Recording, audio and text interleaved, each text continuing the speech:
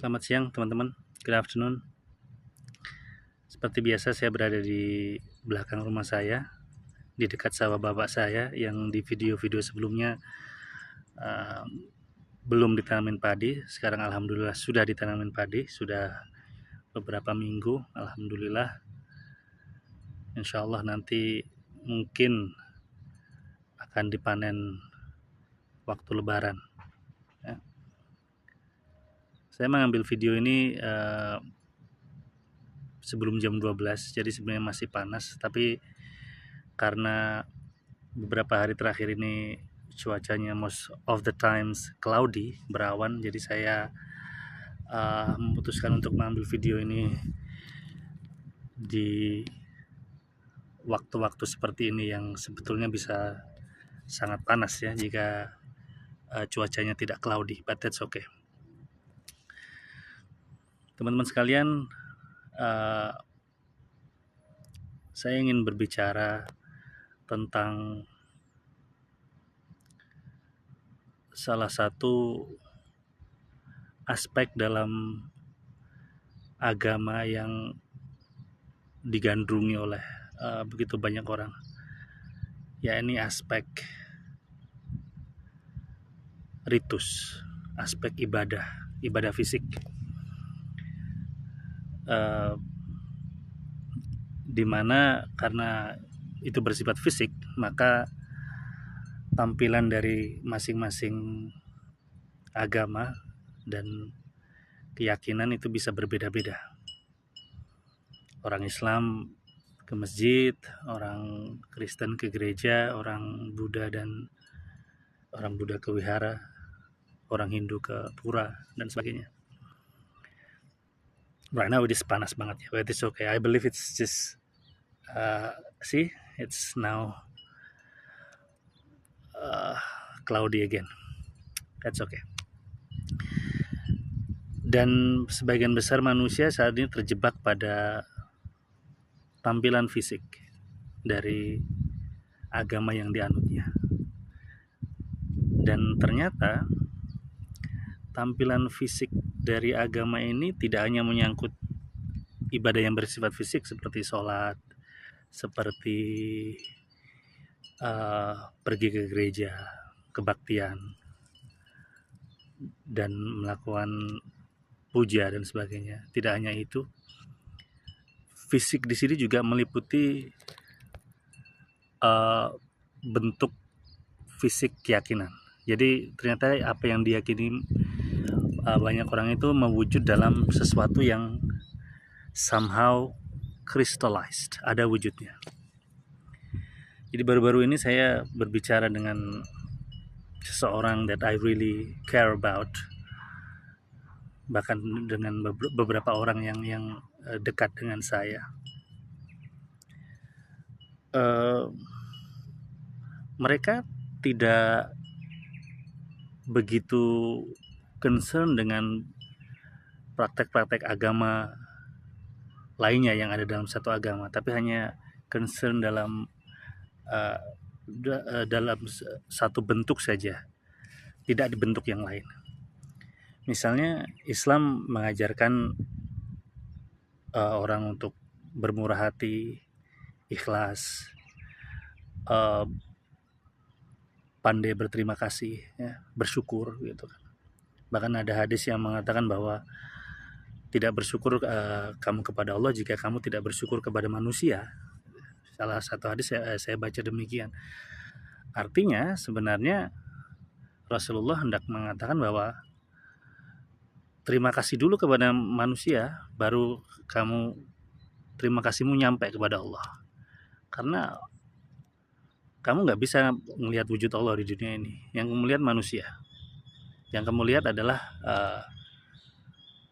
wujud Allah dalam bentuk yang bermanifestasi di dalam segala hal. Ya. Kamu harus bisa berterima kasih dulu kepada itu, kepada manusia, kepada alam lingkungan yang memberikan kamu hidup. Baru kemudian rasa terima kasihmu itu bisa sampai kepada Allah. Islam juga mengajarkan ikhlas. Islam juga mengajarkan orang untuk senantiasa menjadi ulil albab, menjadi pengamat terhadap kehidupan ini, bagaimana siang dan malam diciptakan, bagaimana bumi dihamparkan, dan semua itu sebagaimana disampaikan oleh Quran adalah diciptakan untuk kemaslahatan manusia. Dan kalau kita mau meneliti dan menggunakan akal kita, maka luar biasa sekali memang dunia ini diciptakan untuk manusia. Kalau berdasarkan sains sampai sejauh ini para saintis belum menemukan satupun planet yang bisa menunjang kehidupan sebagaimana bumi ini bisa menunjang kehidupan manusia. Belum ada. Kita satu-satunya planet yang di atasnya kita bisa hidup, yang darinya kita bisa mengambil kehidupan sehingga kita bisa bertahan hidup. Tidak hanya bertahan hidup tapi juga thriving, sehingga kita bisa berjalan di muka bumi ini mengagumi karya Allah, karya Tuhan seperti itu.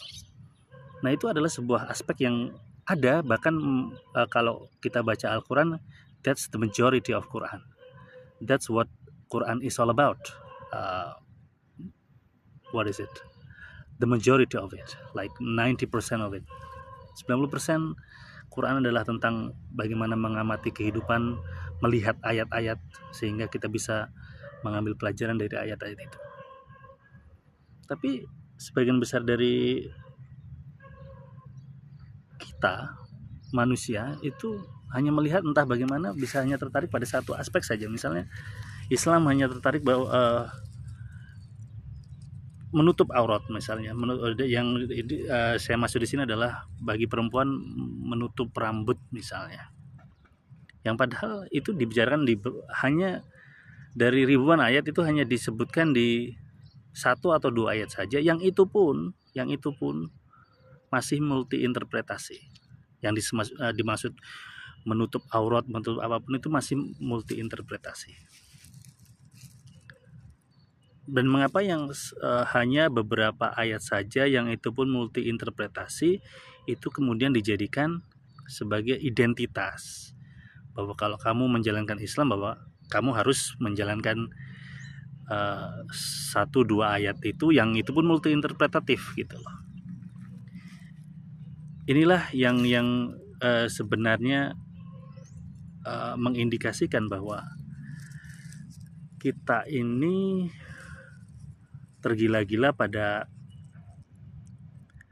hal-hal yang bisa menguatkan ego kita. Ego merasa benar, merasa baik sendiri. Karena sesuatu yang berbeda itu yang membuat kita merasa, oh saya benar, saya perempuan, saya pakai kerudung maka saya benar. Yang lain tidak pakai kerudung maka salah gitu. Dan apabila tidak melakukan ini maka salah. Yang lain sebaik apapun kamu, semulia apapun cara hidupmu, kalau kamu tidak menutup rambutmu maka sia-sia semua amalan. Mau kamu dermawan, mau kamu hatimu baik, peduli kepada sesama, mau kamu suka menolong, mau kamu senantiasa berupaya untuk tidak menyakiti siapapun, tidak menyakiti sesama makhluk, it doesn't matter. It is meaningless kalau kamu tidak menutup auratmu. Yang dianggap aurat ya yang menurut dia yang hanya berdasarkan satu pandangan saja gitu loh. Pandangan lain tidak diterima gitu. Nah, ini sangat menyedihkan buat saya. Dan juga ada beberapa kejadian yang lain dalam hidup saya, dalam interaksi saya dengan beberapa orang yang saya anggap dekat, yang bahkan juga mungkin tidak menutup aurat pun, biasa-biasa saja, tapi pikirannya sudah terkunci bahwa konsep tentang kehidupan yang berasal dari ustadz atau berasal dari pemuka agama tertentulah yang benar, yang lain nggak mungkin benar. Saya berbicara dengan seseorang yang dekat dengan saya, yang dia meyakini bahwa dia tidak berjilbab juga, tapi dia meyakini bahwa konsep kehidupan dan kematian yang diterangkan oleh para ustadznya lah yang benar gitu loh. Padahal dia juga tidak mengikuti yang seperti yang orang terdekat saya yang satunya, yang orang harus berjilbab, kalau nggak berjilbab maka semua amalnya nggak diterima. Tidak seperti itu juga, tapi dia tidak berjilbab pun dia masih terikat dengan konsep agama dari pemuka agama yang dia dengarkan sejak kecil. Dia tidak bisa beranjak dari situ. Dan ketika saya tawarkan ada kemungkinan bahwa konsep tentang kehidupan, tentang kematian, tentang alam semesta, mungkin saja ada yang lebih komprehensif dalam menjelaskan itu semua, dia terlihat overwhelmed, terlihat sangat sangat terbebani pikirannya gitu.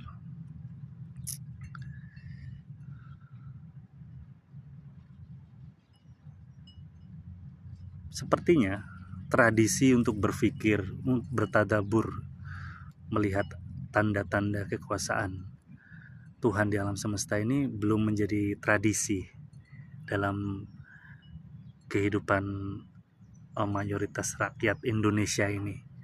Sehingga kita dari kecil itu ya memang dari kecil sudah di setting untuk kalau gede nanti jadi orang sukses, dan sukses itu memang ukurannya materi, jadi bisa cari duit gitu. Memang tidak disetting untuk berpikir, untuk merenungkan kehidupan ini, untuk sebenarnya untuk melihat kekayaan sejati dalam hidup ini. Karena kekayaan sejati itu adalah hal yang kita alami gitu. Uang itu sebanyak apapun, 10 miliar atau 10 triliun pun kalau kita bawa ke padang pasir, atau ketika tidak ada yang jual beras, tidak ada yang jual makanan, maka itu nggak ada artinya. Jadi kekayaan yang sejati adalah yang kita alami, dan apa yang kita alami bergantung pada apa yang kita pahami. Nah, upaya untuk memahami ini tidak bisa tidak harus melalui proses tadabur ya, dan itulah yang tradisi itu yang kurang dalam di negara kita, di bangsa kita secara mayoritas. Sehingga dari kecil sampai tua hanya otak yang diberikan hanya dipikirkan bagaimana caranya sukses, dan sukses itu materi. Dan ketika dewasa, ketika dihadapkan pada pilihan-pilihan cara pandang yang lain, menjadi overwhelmed karena tidak terbiasa berpikir, karena mungkin belum terbiasa berpikir. Jadi dalam kesempatan ini, kesimpulan dari apa yang ingin saya sampaikan adalah mari biasakan berpikir, biasakan untuk terbuka terhadap cara pandang apapun yang disodorkan kepada kita. Mari kembangkan critical thinking, dalam artian ya kita tetap akan harus mengikuti kata hati kita sendiri. Saya juga tidak menginginkan Anda untuk mengikuti saya bahwa pandangan saya benar, tidak. Tapi berikanlah ruang yang besar untuk berpikir, untuk menemukan kesejatian dalam hidup. Karena kalau tidak ya sia-sia hidup ini, berlalu begitu saja. Uang yang kita kumpulkan saat kita lemah, kita tua pun itu akan mengkhianati kita. Itu akan hanya jadi rebutan anak cucu kita kelak.